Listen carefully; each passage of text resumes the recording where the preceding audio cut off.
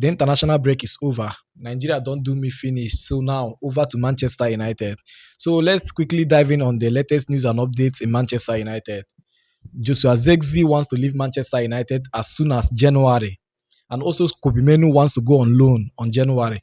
But for me, I think Manchester United should sell these two players on permanent transfer because this is a cycle that keeps repeating in Manchester United over and over again. I don't know when Manchester United will learn. The next one now is these two players will leave the club, and then the next one is interview. Then they will say how horrible things have been for them in Manchester United, like as if Manchester United is the reason why they are not playing well since all this while they have been in the club. So for me, I feel like if anyone wants to leave the club, it shows that they have no faith, they have no belief in whatever project Manchester United is building, and they don't want to stay and fight for their place in the squad. Even in the shortage of squad Manchester United have, some players that are still there wants to leave, knowing fully well that in that Manchester United squad, we are lacking depth. And then you are there as an option and you want to leave the club. It shows like you don't really want to be in the club. You don't care about the general performance of the club. The only thing you care is your personal ambition.